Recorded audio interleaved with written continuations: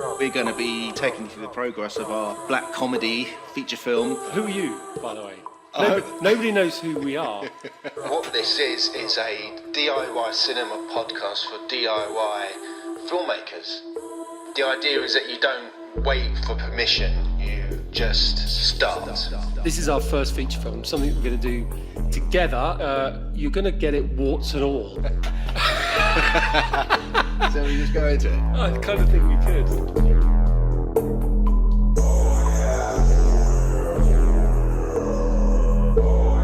This is DIY Cinema Cult. Hello, Mark. Hello, mate. How are you doing? You feeling well? Good. I'm feeling well. I don't know if I'm looking well. I've got that kind of end of lockdown feeling where I really don't. How many times a week do you actually change your clothes? This is a question we're going through. Not a lot. And Debbie was kind of despairing at me as lockdown kind of settled in, because I just would dress like a madman all week. Yeah. And I think I kind of I realised that I've got a default setting when it comes to fashion, and it's not great. It's not a good look. It's not a good look. Well, I mean, you must obviously have to you must dress yourself up for these podcasts. This must be the bit of the day where you're like presenting yourself to the outside. Well, I always think you look quite smart in at least that upper, that head and shoulders shot in Zoom. It's just a dark t-shirt. That always kind of makes you look a bit smarter, doesn't it? And but it's just shorts and no shoes and socks. Yeah, so there's nothing really going on here. I've gone full Robinson Crusoe now. I've just got cut down jeans. And socks. I can't remember the last time I looked at or wore any socks. Fairly regular t-shirt changing, but I'm not sure I'm showering as regularly as I would normally have showered. I decided my look ended up being a children's TV presenter having a breakdown was the look I kind of settled into. And the thing was, then we'd go out to the shops, like we'd queue up outside, the co-op to do the shops, and I'd be dressed like pushing this buggy 2 meters apart from everyone else. Like a mental. I looked crazy, and Debbie would have to. I mean, she wanted to stand 2 meters away from me because she was so embarrassed. But I was fine with it. I was like, look, it's a pandemic. You can dress how you want in a pandemic. There's no fashion laws. Yeah, but it's so unfortunate that your other half is kind of one of the most fashionable ladies on earth, and spent a lot of time hanging out with super fashionable people in LA for a career. Yeah. But now she's got your wonderful shape. Now she's got me. Yeah, she's got me. So she probably dreamt she'd be with some real fashionista, but she's got me. Sorry. And now we've discovered a way to live with only wearing one outfit a week. Then we don't really need to buy clothes anymore. I think we're kind of environmentally friendly, Listen, mate, now I've touched the kind of bottom of the barrel in my nervous breakdown kind of dress code. There's no turning back. I don't need to buy any more clothes.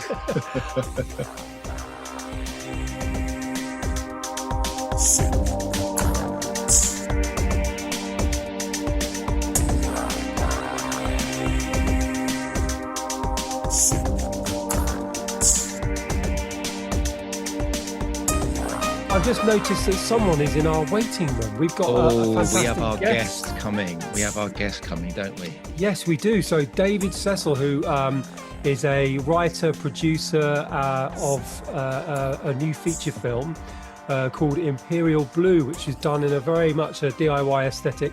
Fantastic We had a watch last night, didn't we? Yeah, we did. Yeah, but obviously not sat next to each other on together, the sofa. No. But I mean, there's lots of interesting aspects to it. It's filmed internationally. It looks amazing. I mean, I have to say, it looks like a very high budget film. It's beautifully shot, great cast, and I'm very excited to find out all about it. So, should we invite David in? Yes, let's do it. Okay. You are listening to the debut feature film podcast. This is DIY Cinema Cult. David, there he is. Oh, and he's on the call. Look, busy. He's a very busy producer. Yeah, busy producers are always on the call. I was just making that up. My mum. Stocks and shares. Sell. I'll drink to that. Oh, it's good to see you got your drink ready. Yeah. David, David, meet Mark. Yeah, Hi, David, Mark. nice to meet you. I'm Mark. Lovely to meet you. Good to meet you, man.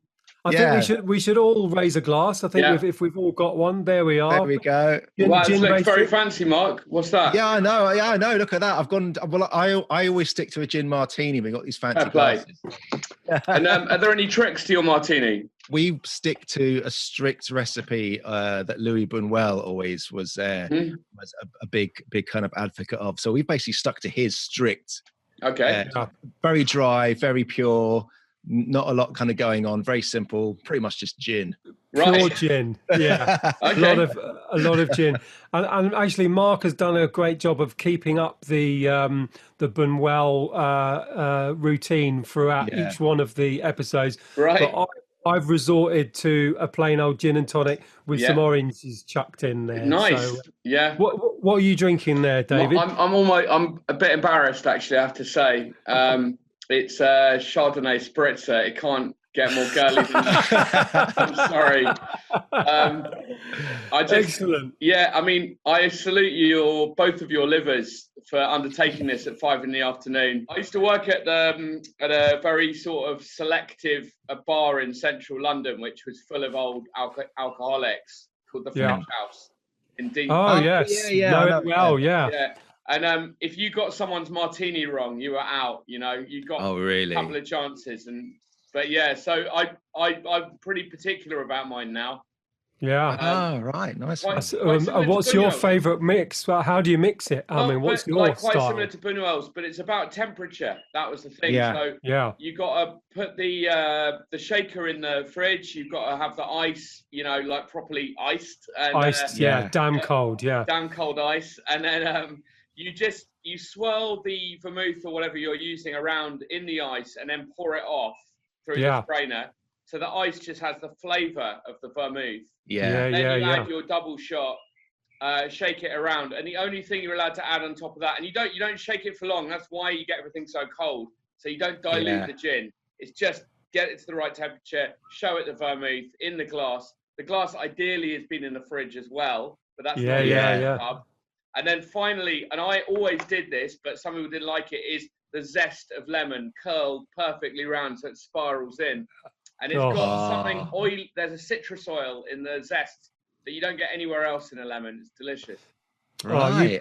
That's very close to the Buñuel, isn't it? It sounds very close. I mean, that's pretty much what I'm doing, except I do not fridge my glass or shaker. Cardinal sin. Get out of here. I'm sacked from the French house. Yeah, it wouldn't last a minute.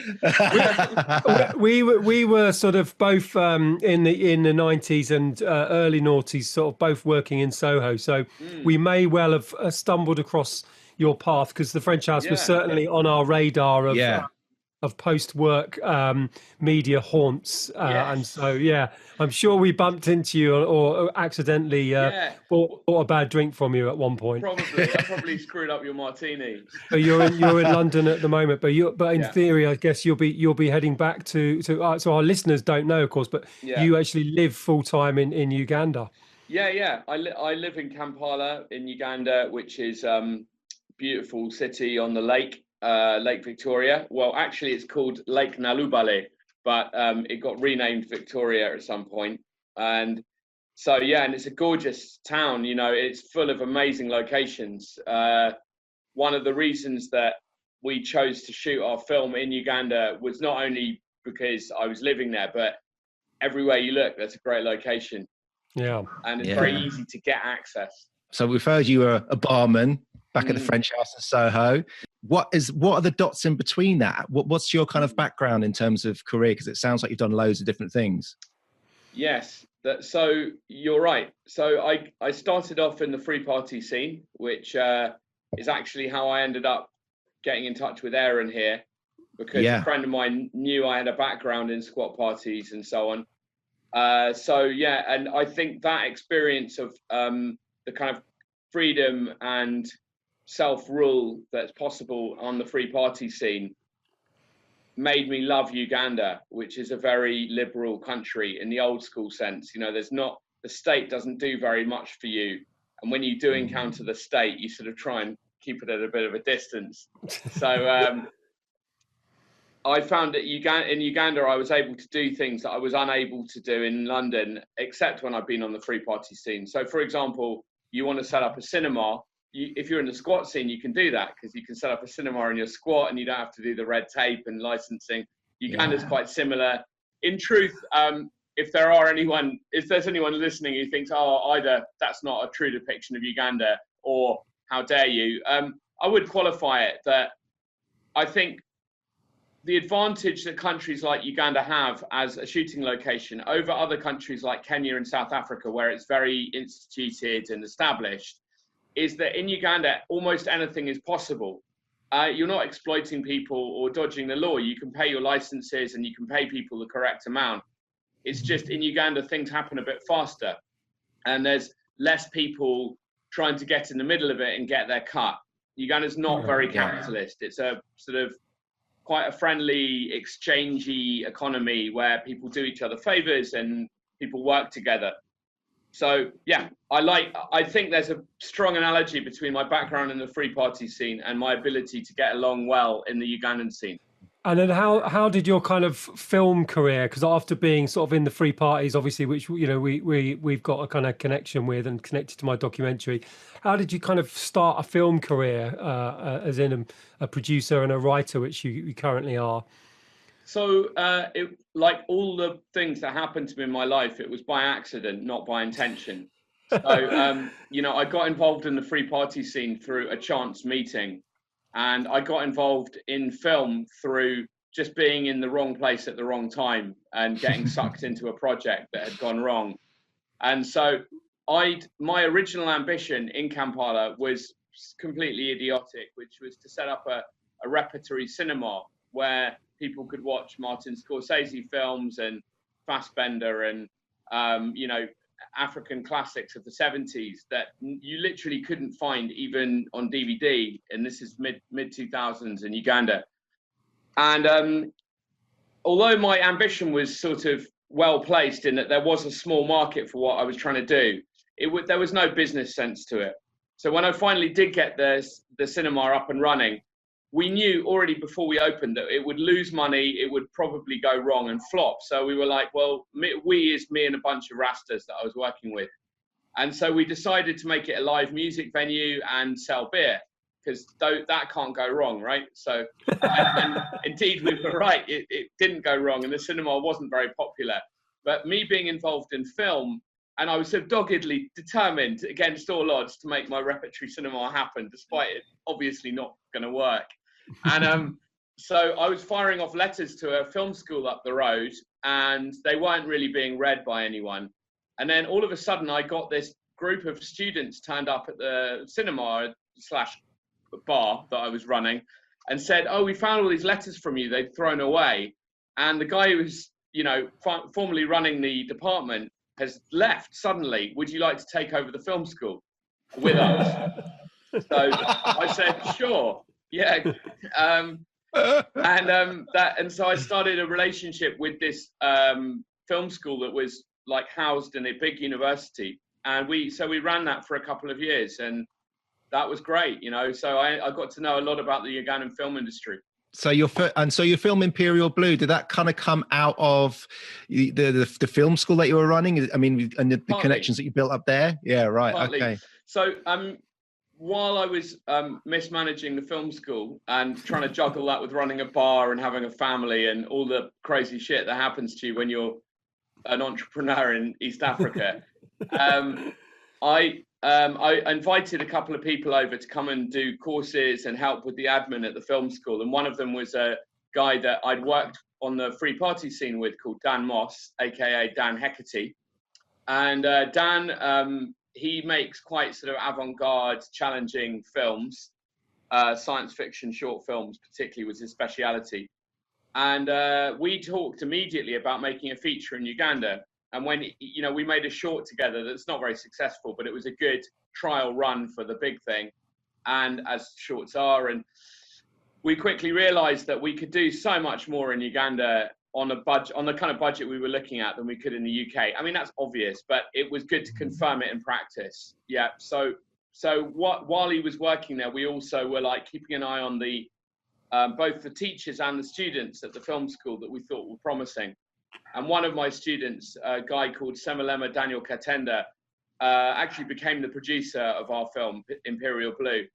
And what impressed me about him was he used to sleep through all my lessons, but at the end of the lesson, he had the best questions. So, and I don't know how he did it. And it was that kind of hustler that I thought we needed to get.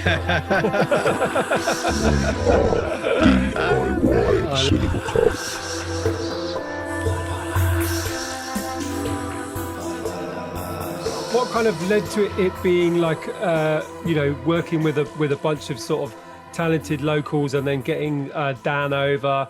What led you actually thinking, right, we can make a film? And how on earth did you kind of wrangle, I suppose, the administrative side of that with the commercial impulse of like getting a budget together to make a film? I mean, how did you kind of get that? How did you get it going off the ground? Yeah, I mean, that's a really interestingly phrased question, actually, sincerely, because there's a gulf between artistic ambition, commercial ambition, practicality on the ground, and the final outcome that you produce at the very end of all that. There's like those four things often stand wide apart. And I would have said, if my younger self had seen my older self, he would have said, well, of course you're going to make art house films. You're not going to make action movies or horror movies, are you? Maybe it's one silly horror movie once, but you're a serious guy. You're a serious filmmaker. But what actually emerged from our dialogue and from our kind of interaction with Uganda and the story that we started developing was that actually we kind of wanted to make a genre film. We wanted to make a film that almost everyone could enjoy, that wasn't sort of very high art. And Dan liked working with me because I've got a better sort of ear for drama and dialogue, whereas he's much more wacky with the ideas and more visually minded. So we thought we'd be a good writing team. And how do we go from wrangling from one stage to the other was it started with a script. Good place to start as any. We started with a script, and we started with a couple of great locations. So we knew we were going to shoot it around this area of Western Uganda that has the most fantastic lakes, called the Crater Valley Lakes. Dan came up with a concept about a group of travelers, like kind of crusty travelers, psychonauts, looking for a fabled drug in the jungle. Indiana Jones, but psychedelic version. And there's elements of sort of Aguirre, Wrath of God, those kind of people journeying in to find this kind of some kind of treasure in the jungle, in the forest, and at the same time losing their soul or maybe finding it. We didn't, and I'm sort of flagging something that I'm going to touch on later, because we didn't really think that there was anything problematic about making a kind of white man in Africa type film, as long as we took the piss out of the genre. So we're like, we can make a white man in Africa film. We're well positioned to do that, being white men in Africa. And we think it's something that hasn't been revisited enough with irony and with a post-colonial sensibility. It's still, so we wanted to make a sort of post-colonial parable, and we didn't view that as a problem. We thought, but it, as I will reveal later, if you keep watching, it came back to haunt us. Oh, yeah. Well, one thing that strikes you as soon as you start watching your movie, David, is that it kind of spans 3 continents. The story kind of unfolds, and the guy's traveling through these places, which is, incredibly impressive when you realize you're watching a kind of independent feature film. Tell us a bit about that, how you that came about. Yeah, sure. And I'll come back to the sort of wrangle from script to shoot in a minute. But how that came about was, first of all, we realized, so there was one moment where we thought, let's set it all in Africa. Let's set it all in Uganda, because A, that will provide focus. B, it will be cheaper. And C, it will allow us to focus much more on the African characters. And we actually thought that we were going to have the lead female as the heroine, as the protagonist of the film. And it would be mainly shot from her perspective. And Hugo, the smuggler who comes in looking for this mythical drug, is a kind of interloper into her world. And So the film was framed with her world, and the character's called Chisachi, a farmer. Then we just sort of kicked ourselves and went, why are we limiting ourselves? You know, this is stupid. We're both British. We both could travel back to Britain and shoot some stuff and show how these worlds collide. This peasant farmer's background, she's a narcotics farmer, but she's basically quite naive, interacts with this very cynical, manipulative drug smuggler who comes from a kind of decadent society. And we felt that was a really nice way as well of revisiting the white man in Africa narrative. The white man is not a savior. He's a failure.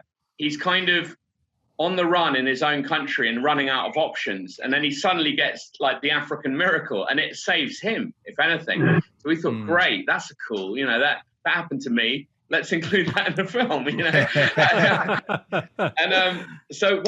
And then we started, like, there's not a spoiler to say that the film starts in India, and that's the kind of James Bond sequence at the beginning where we have like 10 minutes in India. And so originally we were going to fake shooting Africa. So we were fake India in Africa. So we actually shot that whole kind of early sequence, but slightly differently imagined, with a drug deal going wrong and a chase and stuff like that, and ending really badly. We shot that in the lake region, and we put Indian signs up, and we basically got a bunch of local Indians. But when we look back at the footage, we were like, this isn't very good, you know, it's not really that convincing. We could cheat it some more, we could use CGI, we could do a bunch of stuff, but nah. If we spent a few £100, we could get the director, the lead actor, and the cameraman out to India and freestyle it out there, and that's what we did. Yeah, because I think there's a real success in that in your film, in the authenticity of the locations, particularly the Uganda sequences, because I guess there's so much general knowledge coming from your side. Local knowledge, I mean, of places, and the locations that you had just looked incredible and gave so much value to the story and to the film. Yeah, I mean, in sort of previous podcasts, we've talked a lot about the importance to a low budget filmmaker of location, and it seems to me that, and correct me if I'm wrong, but you must have written with the idea that, well, we up our production value by 2,000% just by writing a scene in this place, rather than going, here's my perfect story in my head. Now, where do we go and find a place to stage this?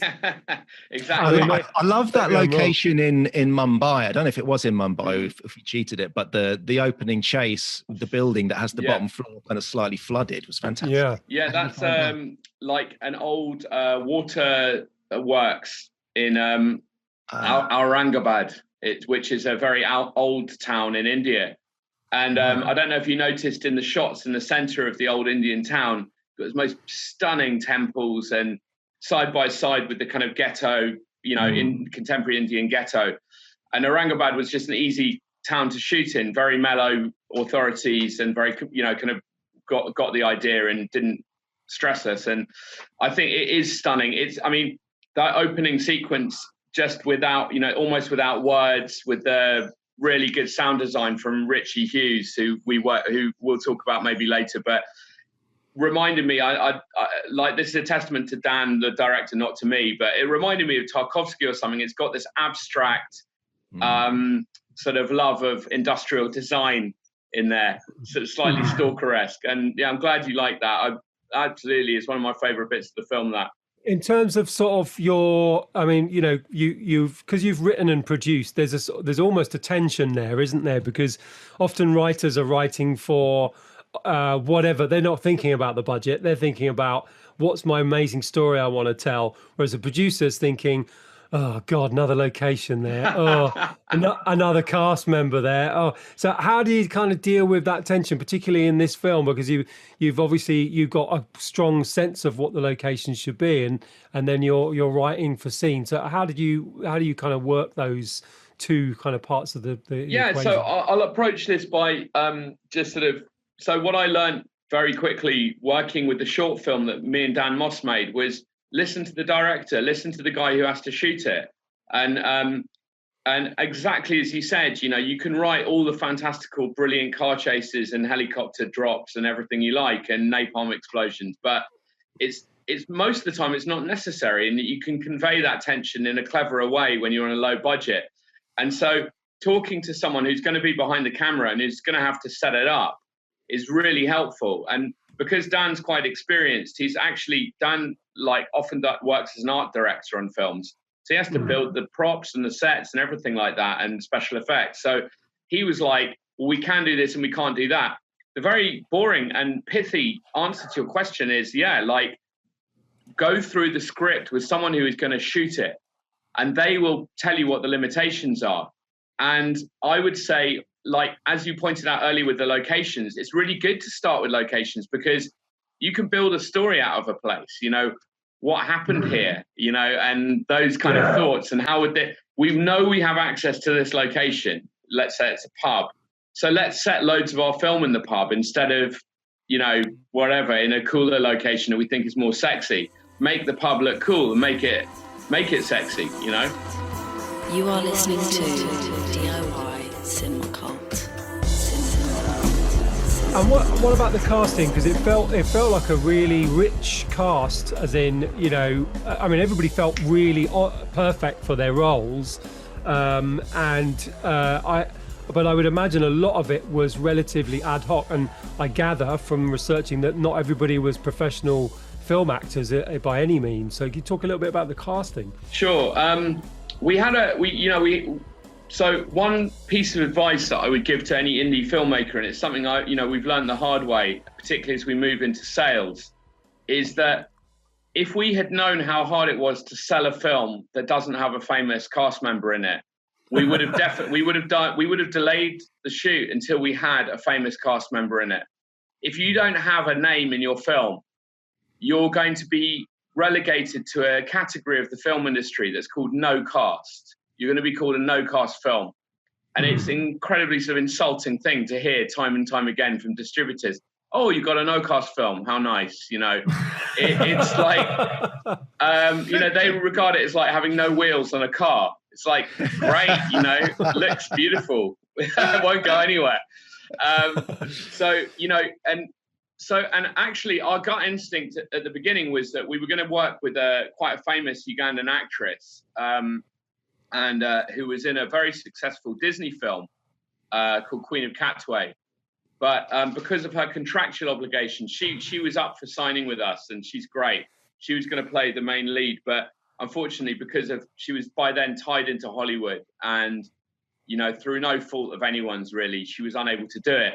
I think if we had ended up casting her instead of forced her to do it or something, we might be in a really different position now in terms of sales. So my strong advice is, doesn't matter what it takes, get a cast member in, even if it's for a cameo role, you know, it will make all the difference later on. So moving on to how we actually cast was, in Uganda, our film is not regarded as no cast at all. We've got like 3 big hitters in there. So Chisachi, or more even, but Chisachi, who's the main heroine, is played by Esteri Tebandeki, who is a sort of well-known theatre actress, very talented. Then in the lead sort of villainess role, we have Rehema Nanfuka playing Angela, who's sort of a hustler character. And she's like widely known on TV, and yeah, just absolutely superb actress. And then we have this guy, I don't know if you remember in the bar scene, there's an older guy who talks about what a Mzungu means. What's the meaning of the word Mzungu? It's white man, the white wanderer. And he's played by Abi Machibi, who is kind of a legend. And Abi runs a TV network. He's in every film, and, you know, so he's huge. And then finally, the priest, the pastor, who is normally a comedy actor called Andrew Benin Chibuka, who's very, I hope, very sinister in our film. Quite jovial, but quite evil at the same time. Is Andrew's he does all the kind of carry-on films in Uganda. So wow. That's really kind of dark casting, because no spoilers here, guys. But yeah, I mean, what he ends up getting involved in the film is pretty evil. We wanted to have a dig at the church, I'm afraid. I'll say that without shame. Well, yeah, no, I did think the cast was amazing, and there was a hell of a lot of authenticity coming off them that I felt. And so hearing that they are kind of big names back in Uganda doesn't come as any surprise. They were fantastic.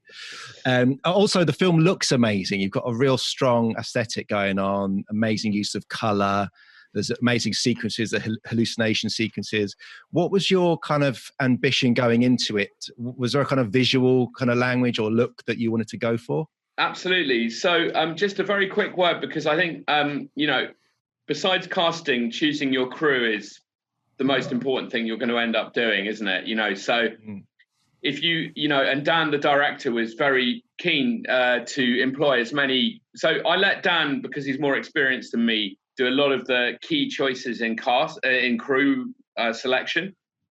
But we both agreed, and Dan, as much as me, that the vast majority of the crew must be Ugandan, because we want it to be a Ugandan co-production and not just pay lip service to that, but to put them in senior roles.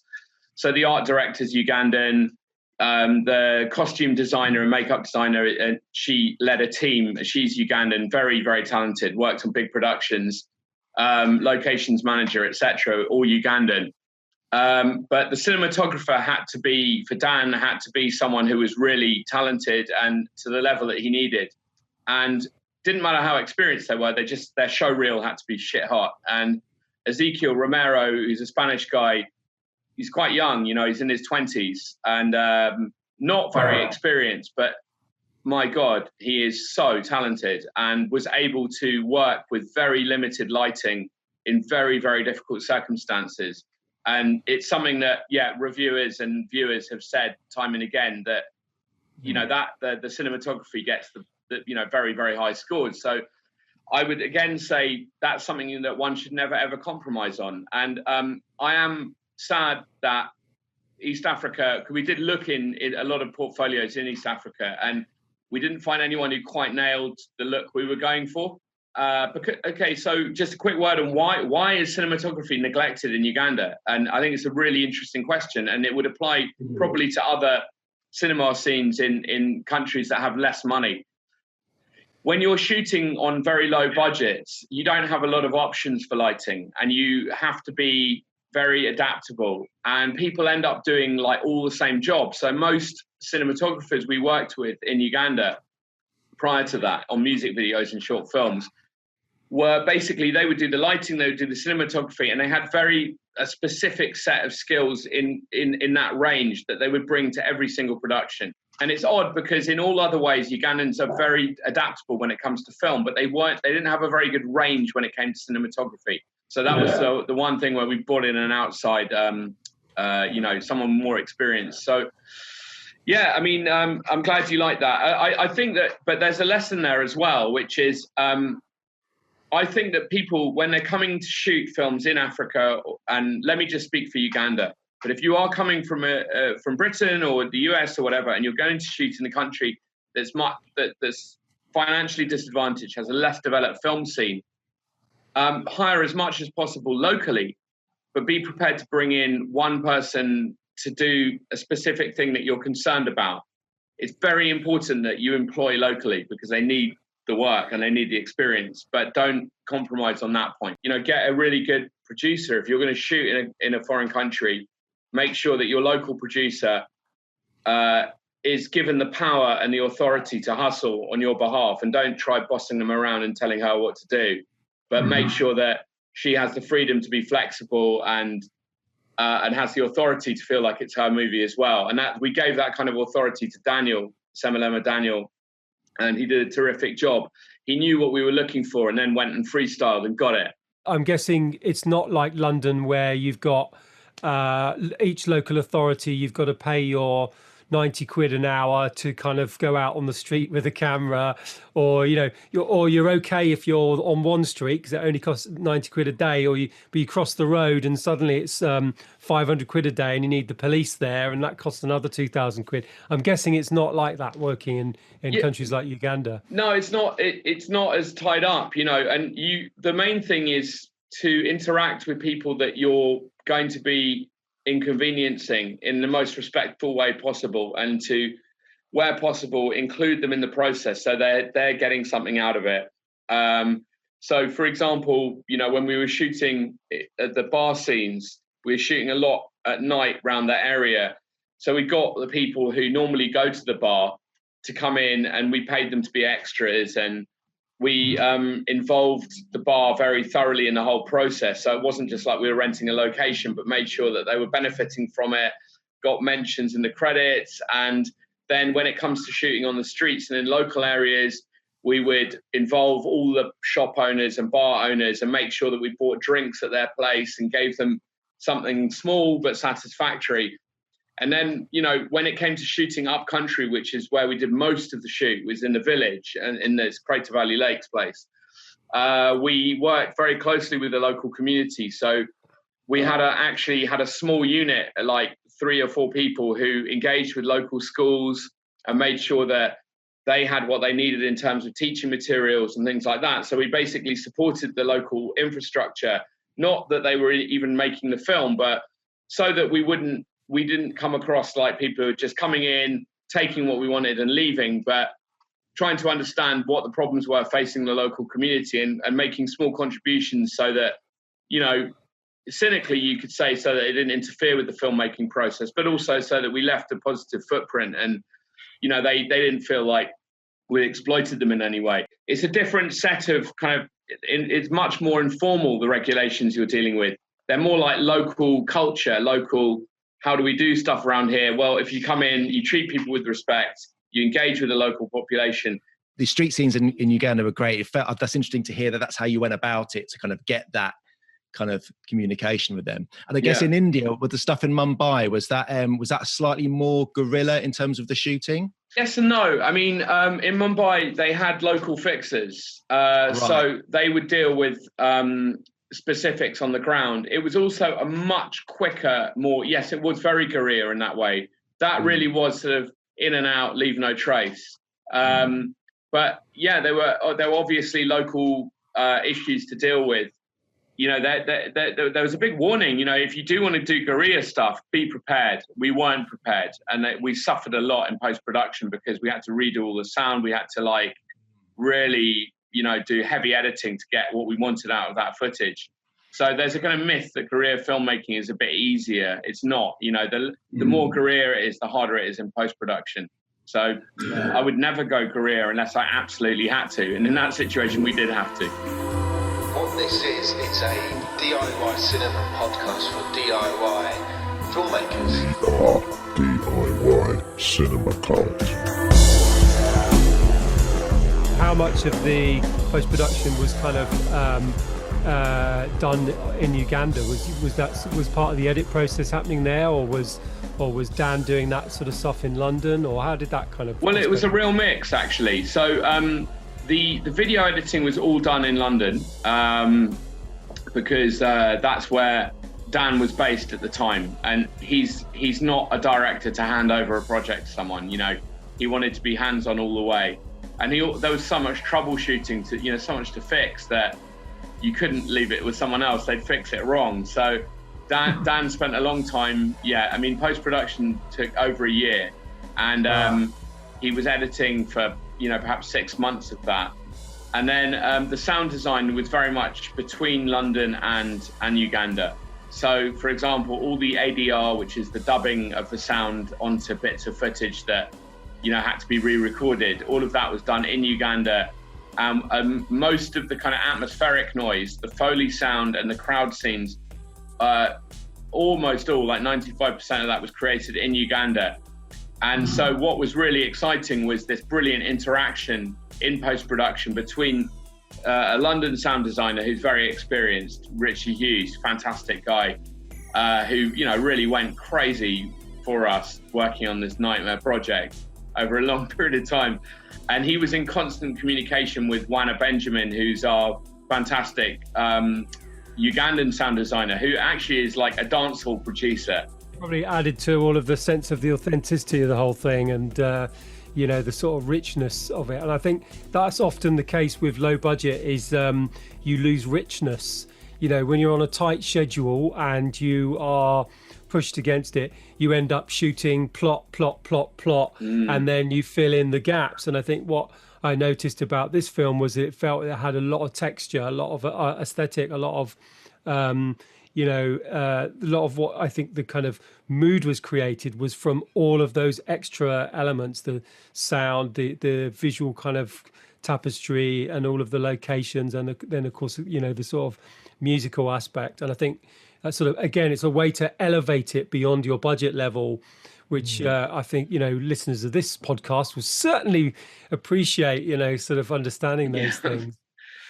And I mean, so as a producer, if you had to give a kind of a headline set of tips, everyone loves a top three, but if you're thinking as a producer, but also as a writer of a kind of a low budget feature film, what are your kind of headlines?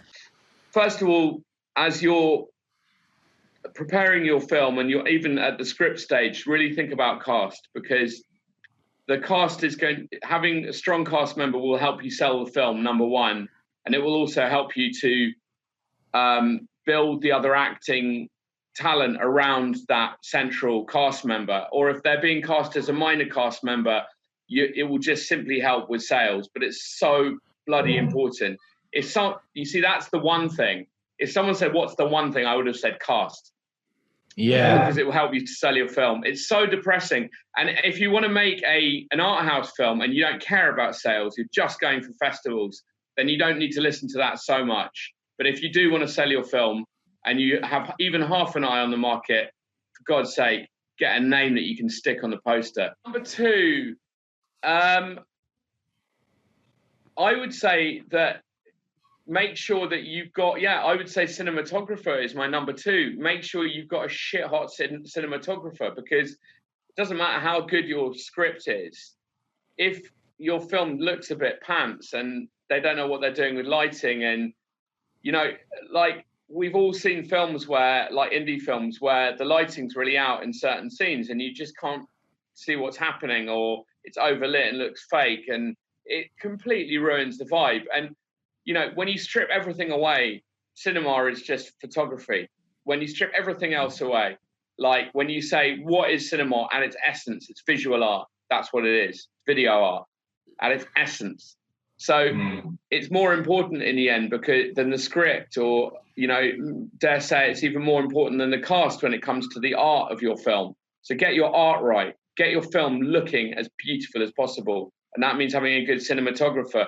Even if you haven't got any money for lights, your good cinematographer will make whatever you have work. He'll even make it work without any lighting at all. But without that, him or her knowing what they're doing, you're screwed. Can't do anything. Can't make a good film at that point. The third one I would then say is sound design.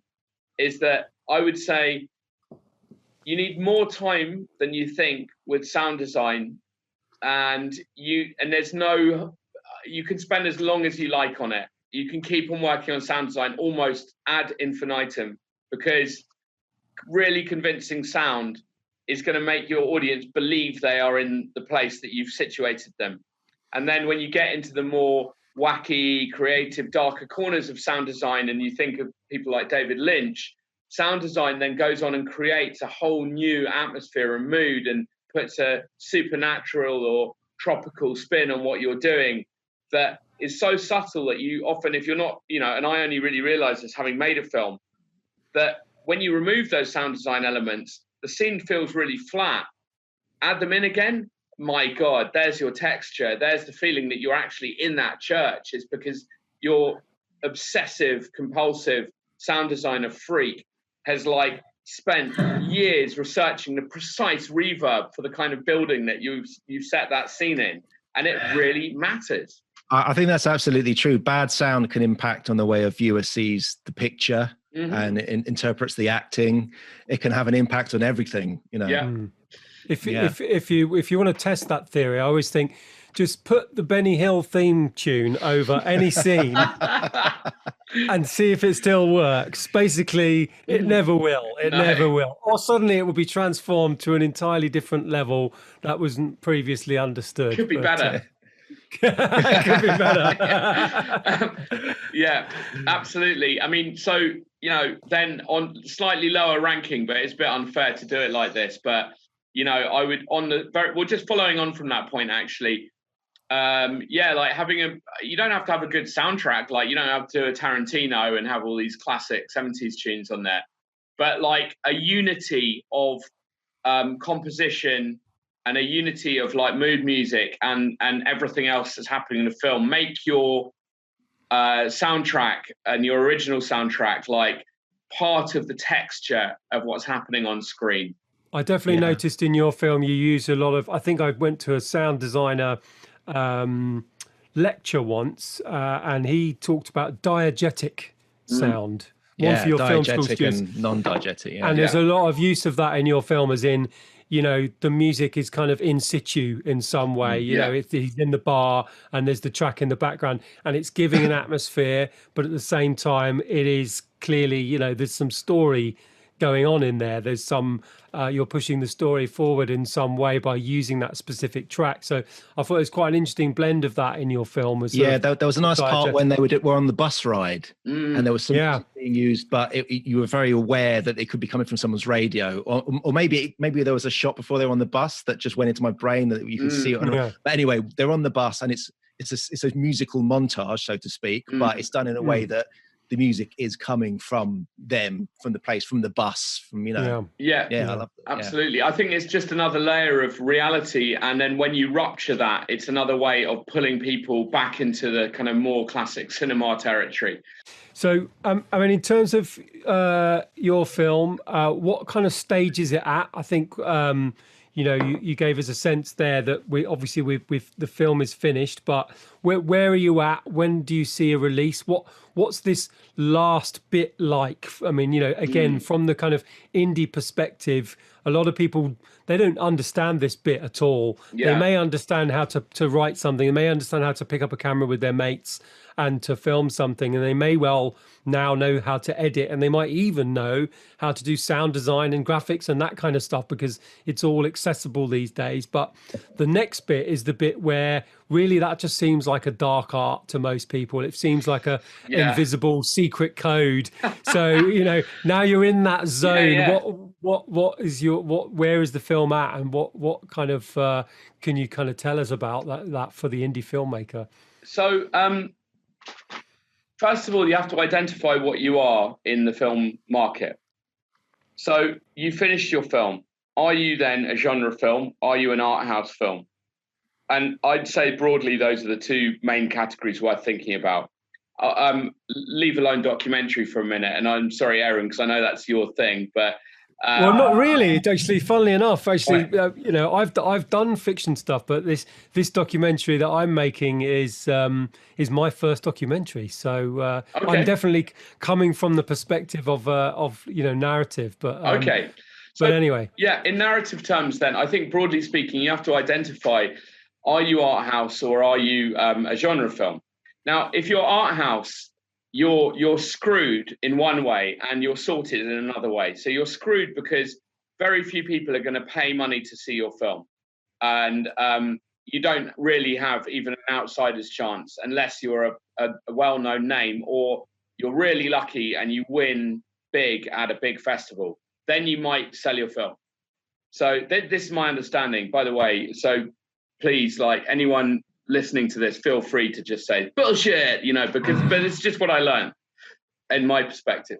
So if you are that art house film, the best thing you can do is to like chummy up with as many people from festivals as you can, get to know festival programmers, cultural writers, bloggers, and all of that, and like network like crazy to build up this like really cool artistic network of people who really admire your artwork that you've created, and focus very much on those sectors: festivals, bloggers, media, and so on, tastemakers in the artistic sense.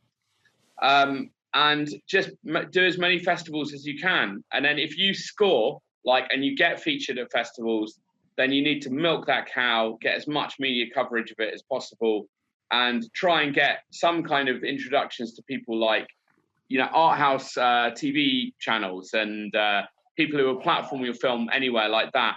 And then what you're really hoping for is to get funding for your next project, which will be another art house film, but someone else will be paying for it this time, Film 4 or whatever. So that's the art house route. It's mainly festival focused and culture vultures, Then if you're a genre film, then you have to sell your film. And so we earlier touched on the importance of cast, which, is essential. It's sort of 90% of selling a film, actually, unfortunately. So if you haven't yet begun shooting and you haven't yet begun casting and locked in your casting, I would say, honestly, if I was with someone in the room, I would say, stop what you're doing and get a name in there. Just do whatever it takes. Cut out a quarter of your locations and replace them with one cast member, even if he's only on screen for 5 minutes. It will help you to sell your film. And sales is what counts in genre filmmaking, unfortunately. So, because the genre filmmaking is focused on market, it's focused on people looking at the poster going, that looks cool. It's got a cool name. It's got someone I know in it. I'm going to watch that. It's as simple and stupid and base as that.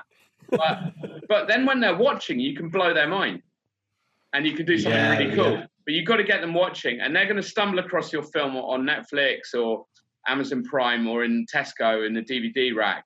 They're not going to be like out there going, oh, I wonder what film Aaron Trinder's making next. That is, Yeah, they are. Of course they are. I mean, bad example.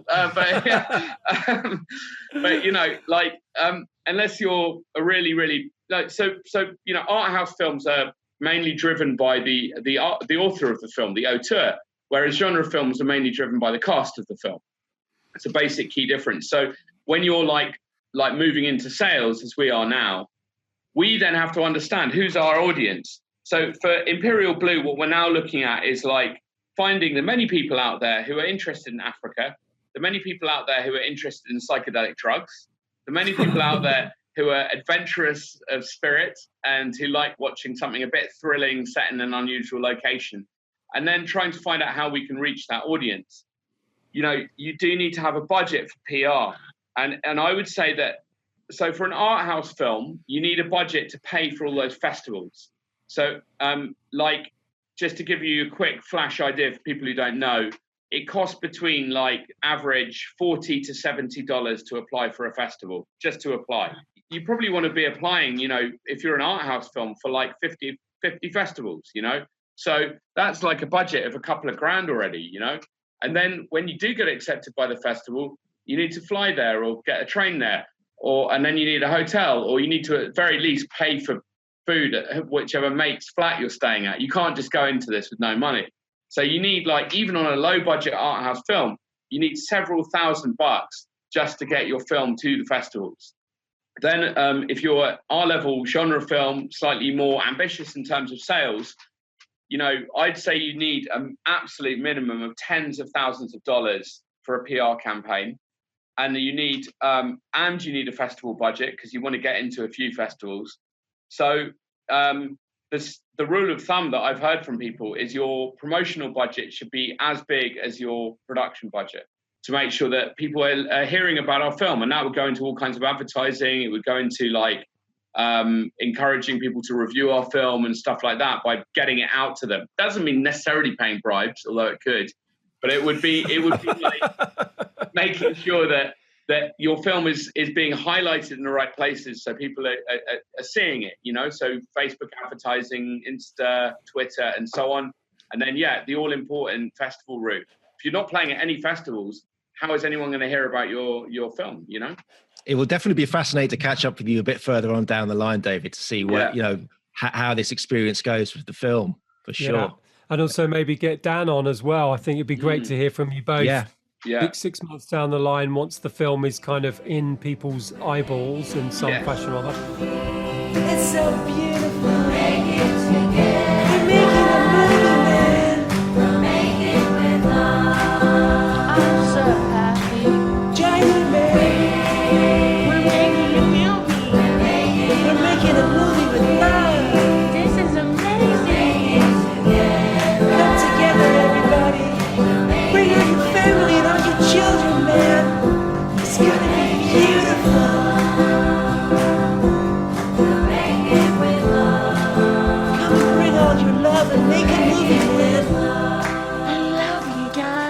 think in previous episodes we've talked about something again. Sales agents are this kind of invisible force in the film industry, and again, the DIY guerrilla filmmaker is kind of like, well, I don't need people. I don't need these middlemen. These kind of, grey people who do this. But actually, they're kind of more useful than that, right? They can be kind of real advocates.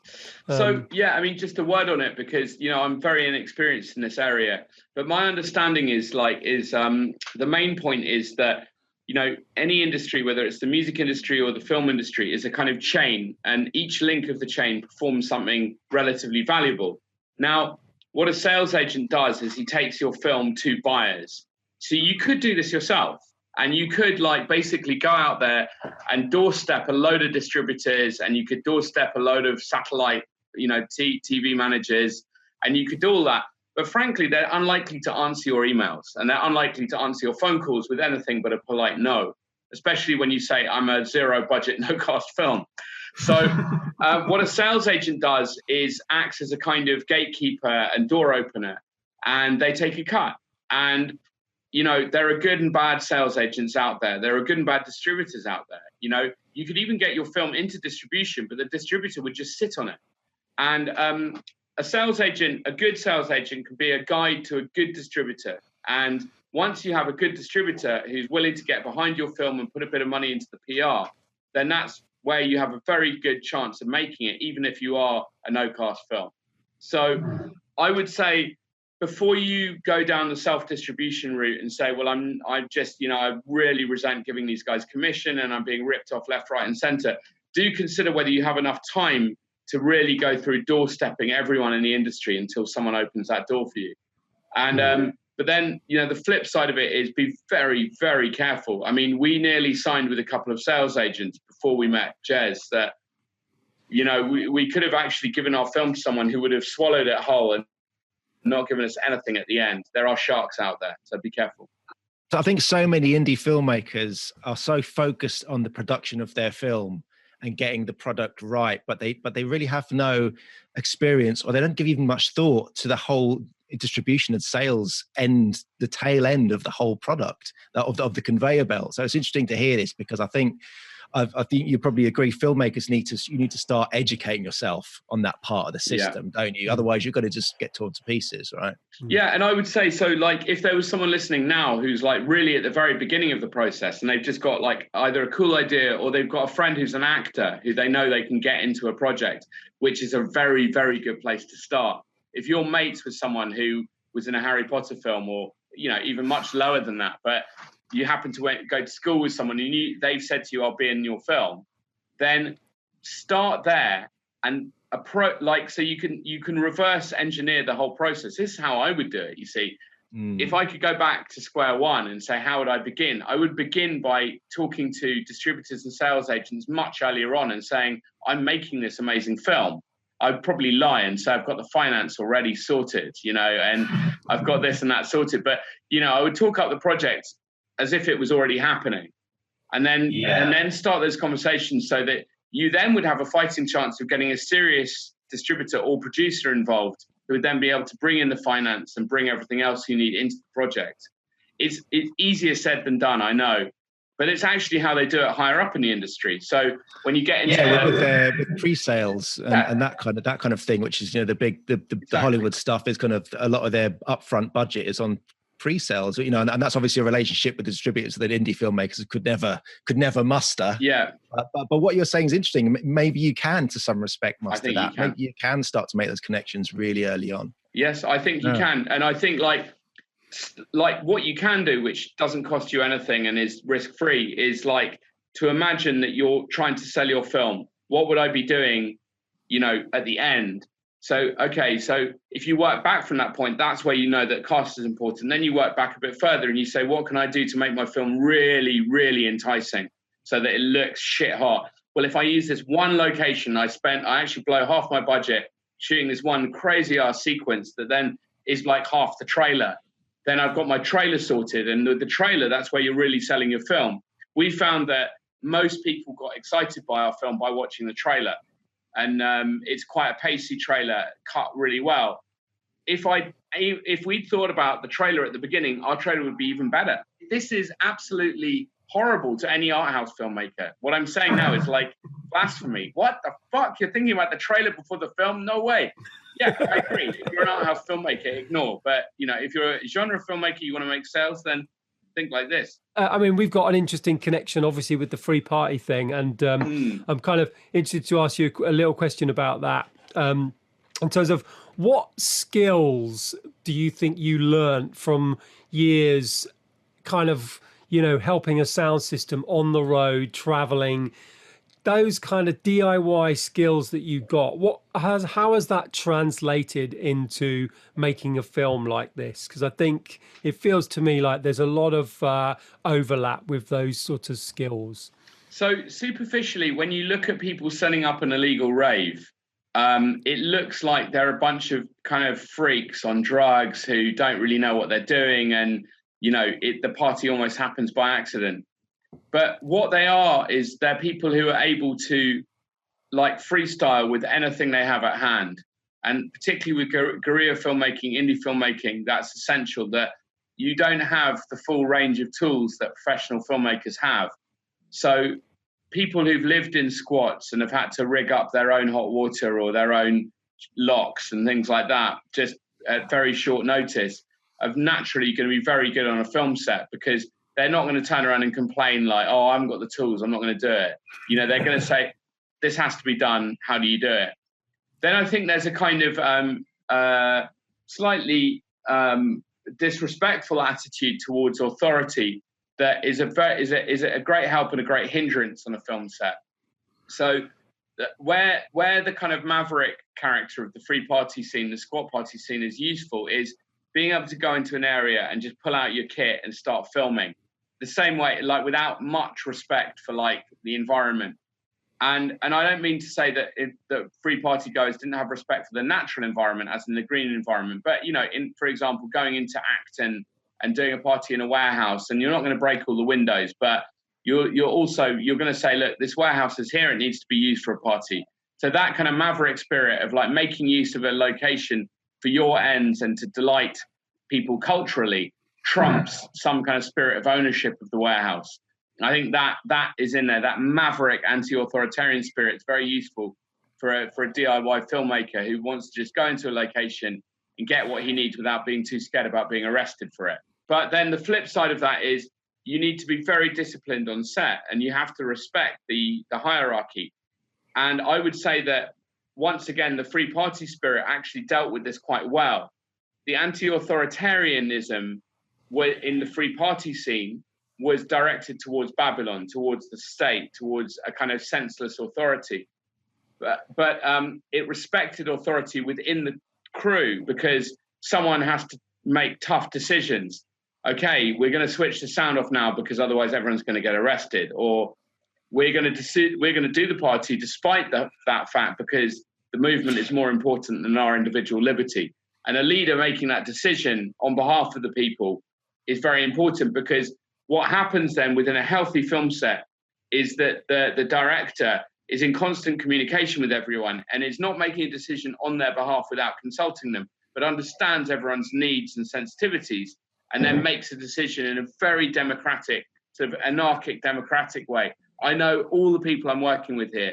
No one is a boss here, but I have to go and talk to the cops now, so I'm going to go and make that decision.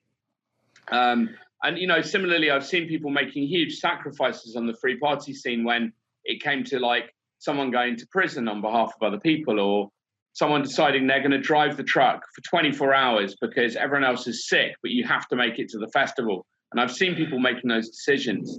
So there is a kind of leadership you can have. So I would say the indie film sets tend to be quite anarchic in that sense. So I think that idea of following a director with a vision, I very much took from the free party scene.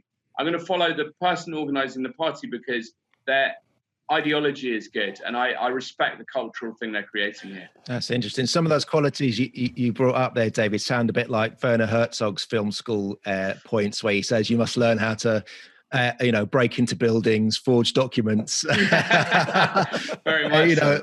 the things you have to do, you're not breaking the law for any kind of, suspicious gain. You're breaking silly laws or silly bureaucracy to get your film made.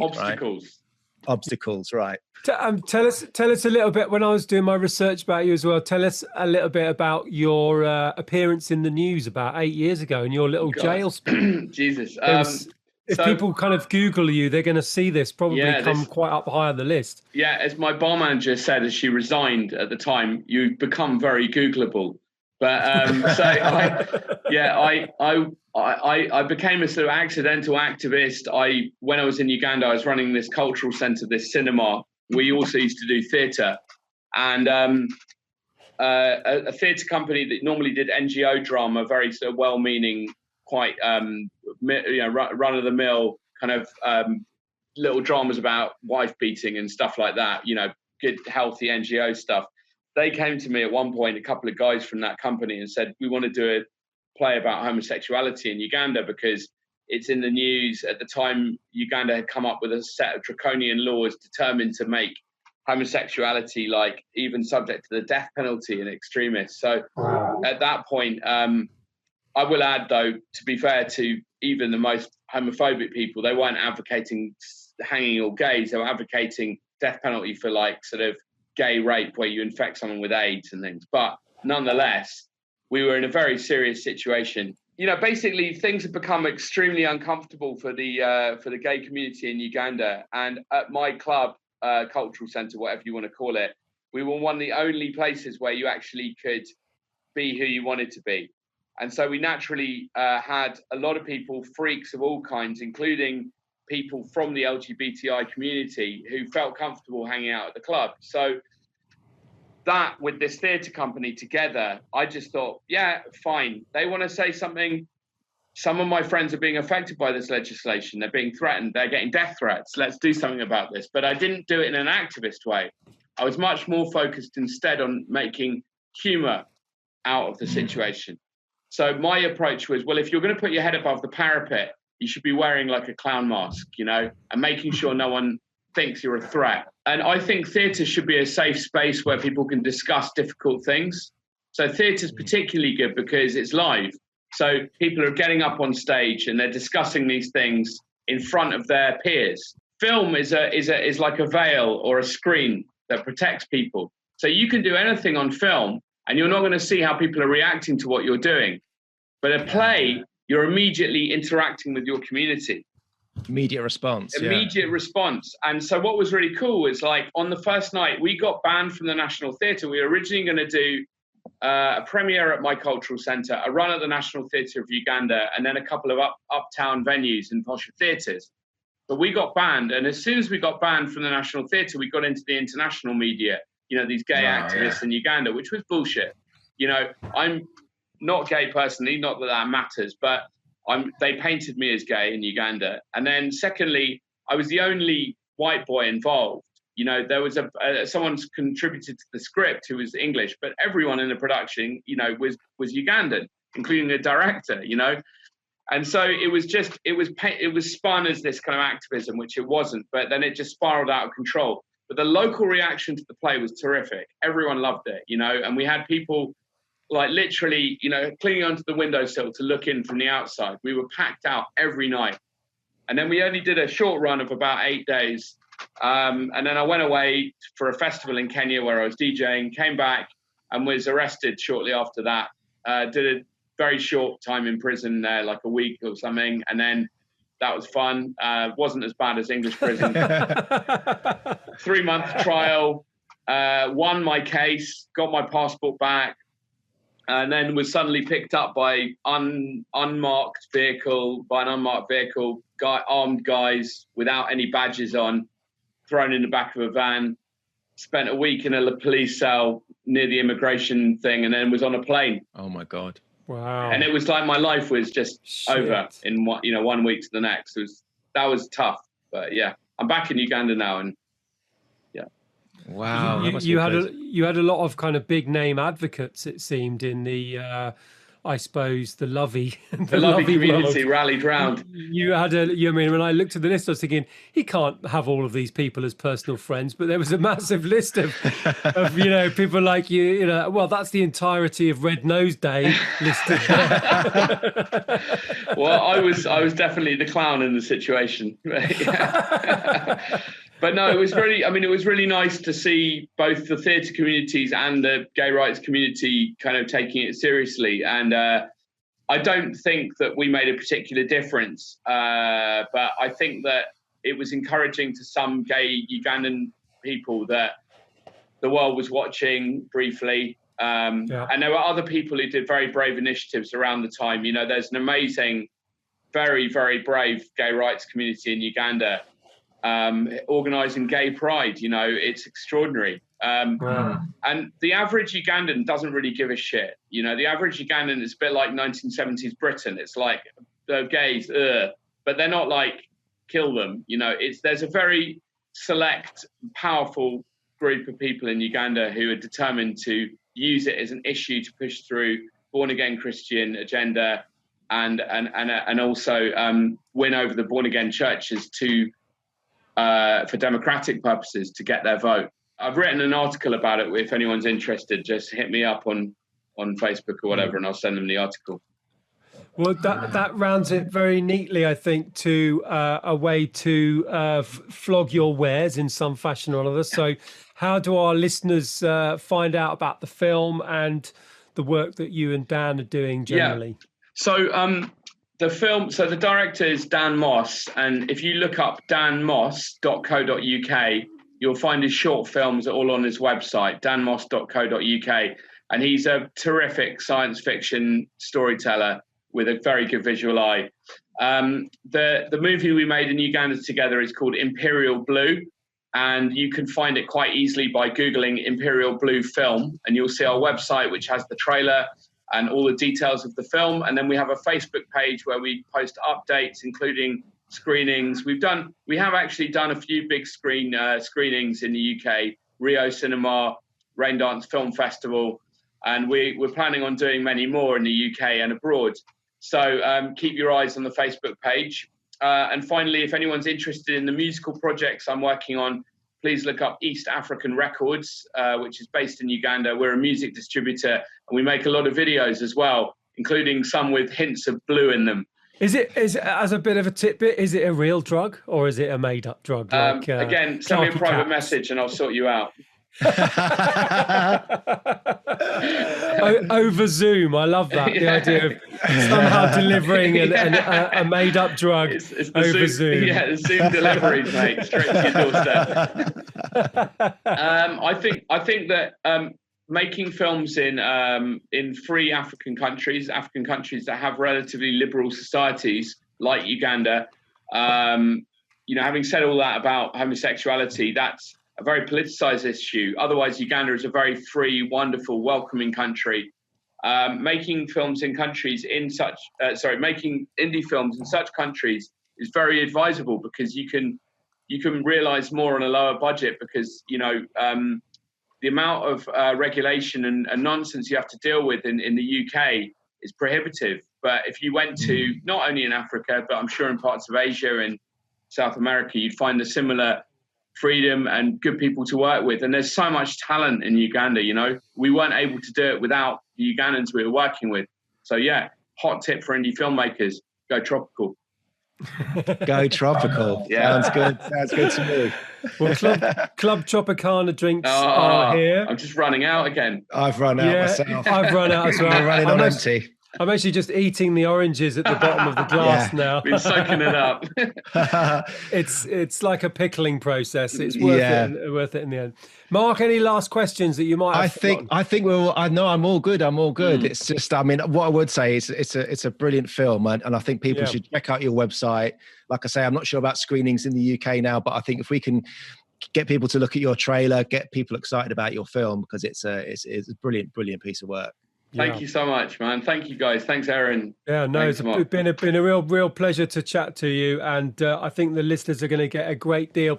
I think what we've heard today is a really unique insight into a totally different way of thinking, both from doing things outside of your own country, but also understanding things from a sort of producer and writer's perspective. And I think that's going to be really unique for the people that listen to the podcast. So hopefully people will get a great deal out of it. And it's great that we've got the free party connection as well. Yeah, definitely. And you might have just hooked me up with a sales agent from the nice email I just got. I hope so, man. It should be a nice part of the story. So yeah.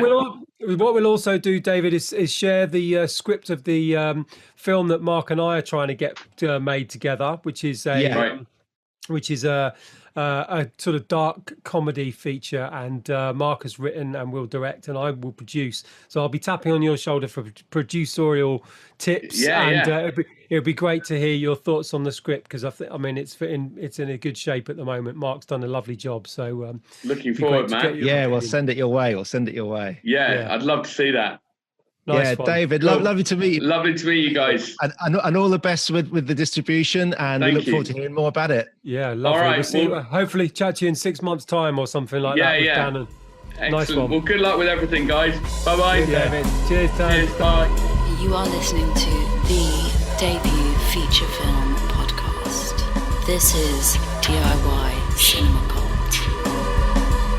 Amazing interview there with David Cecil. What did you think? That was fantastic. I really enjoyed that. I think he's a great guy, a bit of an inspiration as well, and a brilliant movie to boot. I really enjoyed it. I was impressed with it, so much so, visually and everything. I thought it was just brilliant. Yeah, and I mean, what I think has been really useful for the podcast is getting a producer's eye on the DIY process, because I think a lot of the time the DIY process is often considered a kind of a one-person filmmaker who kind of, picks up the camera, who writes the script, who shoots and directs and what have you, maybe even edits. But producers obviously carry with them a whole understanding of the other side of the coin, which is how do you then get this into the eyeballs of the audience?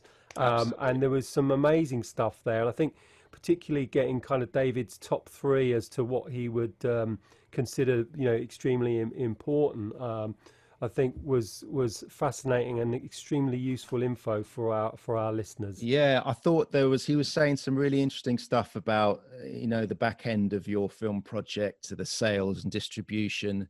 And he touched upon that thing that, maybe a lot of first-time filmmakers don't really want to think about, a bit of an uncomfortable truth that you need to find ways and you need to have cast involved that are going to sell your film once it's completed. Maybe a lot of filmmakers think, no, I can write fantastic dialogue and my concepts are amazing and I'm a shit hot director. But at the end of the day, you need, sometimes you need those key cast involved in order for it to make sense to a sales agent.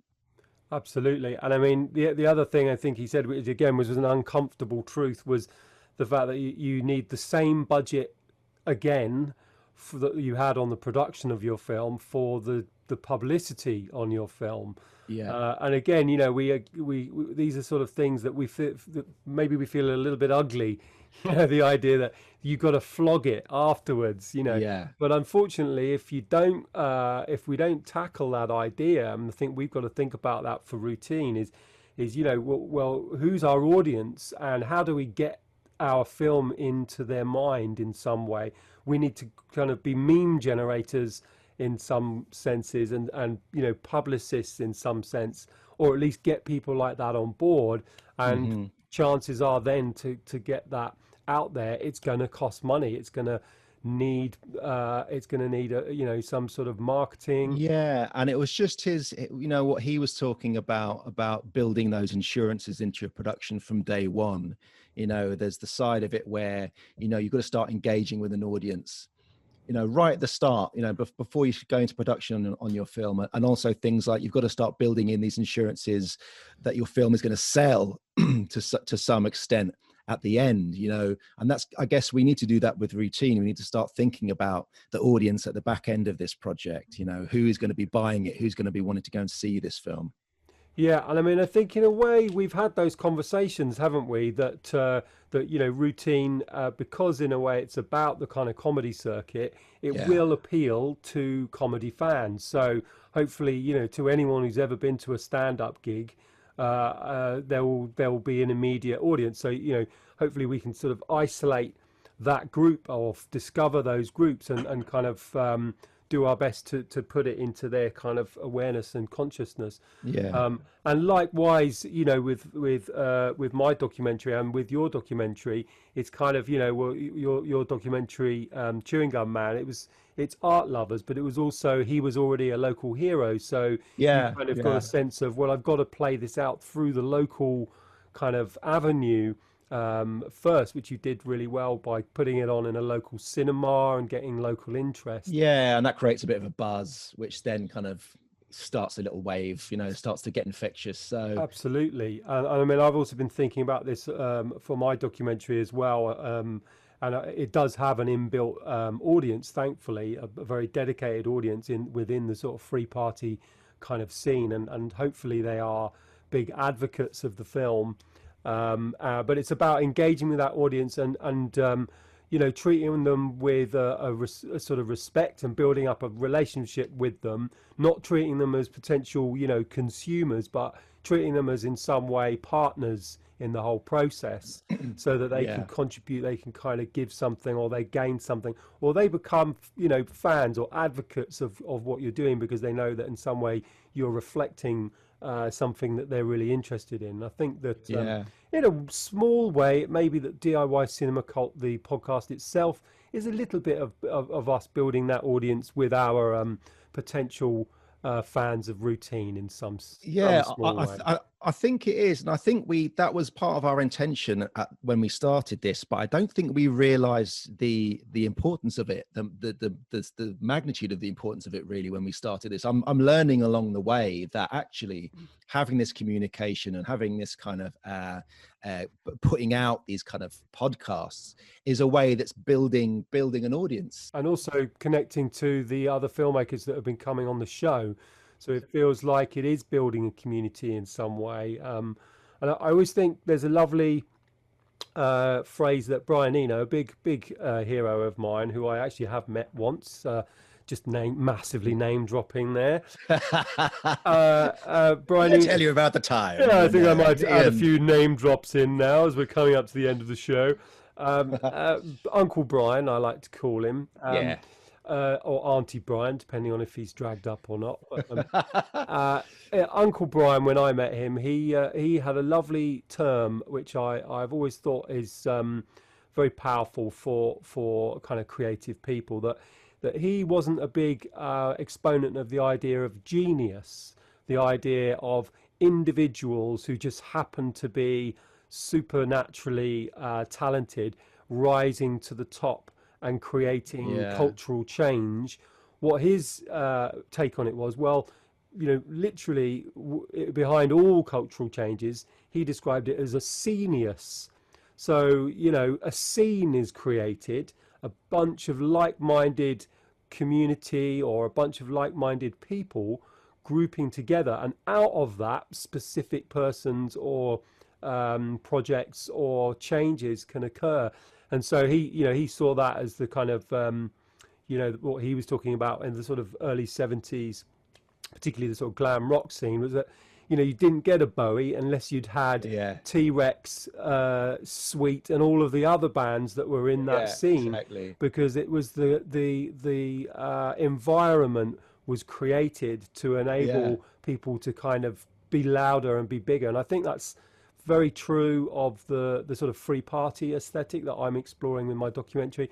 And I'm also thinking that, creating a community as we are, I'm not saying we're going to create a David Bowie, but let's create a scene. Let's create our little scene. North London new wave. Let's go. Fun, fun, fun, fun, fun, fun, fun, fun, fun, fun. Fun, fun, fun.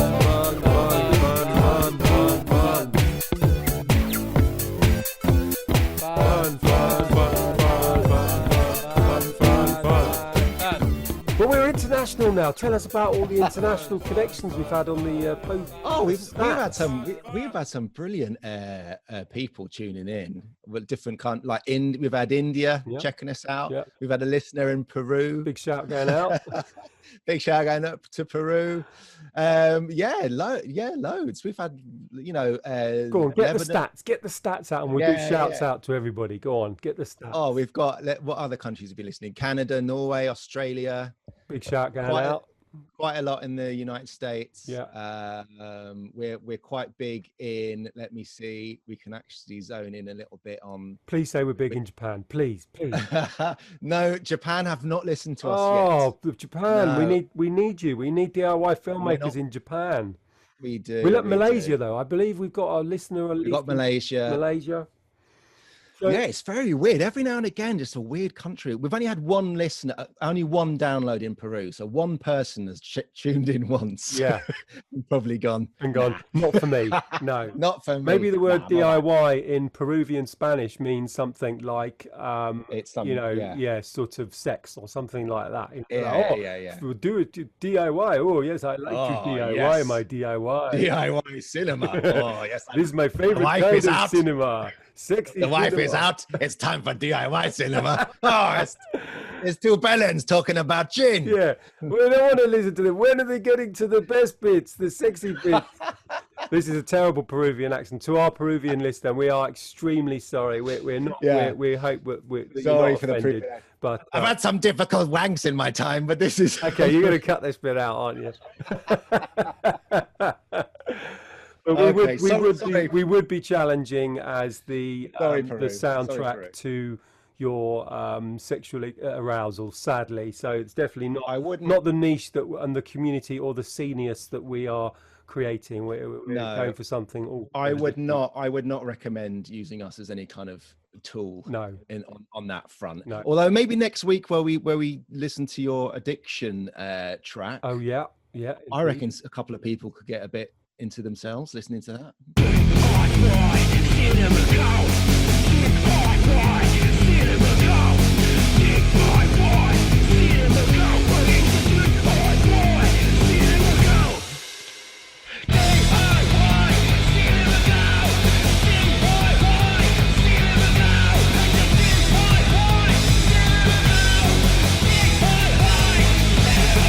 The thing I found terrifying from David's interview was when he said the idea that if your film has no stars in it, you're considered no cast by the no cast.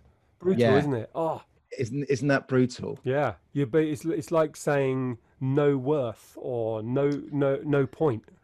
Yeah, so a distribution company will say, or sales agents, would say, right, okay, so you've got a low budget, no cast film. Yeah, so we're going to put you in the no cast bucket. That sounds horrible. No hopers. It's pretty brutal. And I mean, I'd love it to be kind of proved wrong in some way. I mean, if anybody can kind of send in examples of previously no cast DIY movies that kind of pop their head across above the parapet. Can you think of anything off the top of your head? Well, I can. In like we were talking about with Prano in a previous podcast, the horror genre's classic one for having real breakthrough hit movies with no cast, being a no cast, low budget film. Halloween, Blair Witch Project, right? Movies like that, Friday the 13th. So horror movies are maybe the place you can horror movies, because Prano did say now horror has crossed into mainstream. You do get stars in horror movies, but it was for a long time the genre was the star. Yeah. So the fans would show up for horror, not for a star in a horror movie. Yeah. Oh, well, it'd be interesting to see if any of our other listeners can think of some really good examples that kind of break the mold, because I think the Bunwell in both of us always wants some way to break the mold. When you hear these rules, you think, this is the harsh reality of the industry, but surely there is a way to break this. But there's still very valuable lessons nonetheless to kind of bear in mind. Yeah. I mean, what I took away of the last couple of interviews we've had like Mark Brown, who made his film, off his own back for all in, what was it, 15 grand or something. So when you're making a film for 15, you don't need to have those inbuilt insurances of some kind of cast member who's going to sell your film at the end. No. Which frees you up to do what you want to do. But I guess with David, his film, you need the insurance that you're going to make money at the end, because it's just business. You do need some cast in place who are going to tap into audiences of their own, and just bring the eyeballs, like you say, to your film. Yeah, and not the earballs, but not the earballs. They're keen on for our one. Strictly just the eyeballs. Peru. Yeah, they were looking for the earballs, and they got the. They got us a pair of balls instead.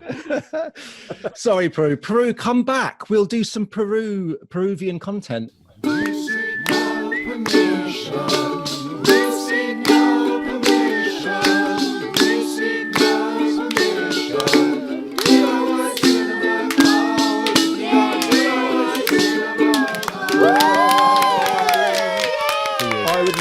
I would love to see a 1-minute film from our Peruvian listeners. That's the challenge. It's a freaky 1-minute film. We haven't got long left for the channel. I think we're gonna start to do the judging in the next week. So we are. So I think maybe next episode, shall we announce the winner? I think that basically over the next week, once this podcast is released, over the next week we will be looking in. So you've really got a week, guys, from listening to this to get your entries in, and we've got a really good selection as it is, but we really need those freaky 1-minute films to come flying in, just to give us. Come on, Peru. We're rooting for you now. And I might even manage to get this camera out and do one myself. But in a way, I'm thinking if I do one myself, that's a bit. I can't judge a film I've done on my own. Well, you can't win. You can't be one of the winners. I can't win. No, I can't win. So then it seems a bit pointless. I think you would be officially out of competition. Okay, yeah. You'd be on the short film corner. But I'd still be crying because I sort of feel like I want to win something. You know, been so many knockbacks and no's. You'll get a lollipop. You'll get a little. Oh, you could buy me a lollipop. Oh, thanks, Mark. I love you, mate. I would go down. All right, mate. So anyway, next episode we're gonna do social distanced one from the park. Yeah, should we do a meetup? Yeah, that's the plan. Nice. A touching each other episode. Social non-distancing. Oh, look, I've cleaned my hands. Obviously, look, I can touch your hair. Thank you, listeners. Big up Peru. We're going to big up Peru.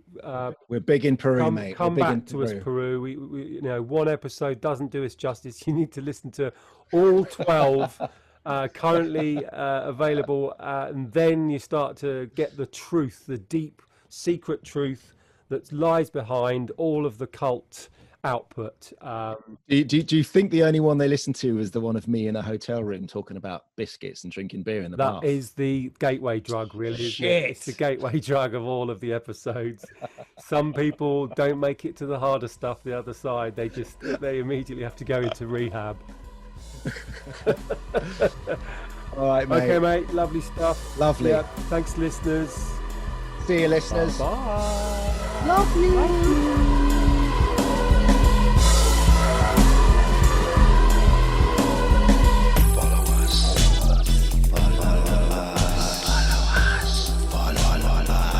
Follow us on Twitter at DIY Cinema Cult, or on Instagram we are DIY_cinema_cult. Seek out the DIY Cinema Cult group on Facebook, or why not email us at DIYCinemaCult@gmail.com.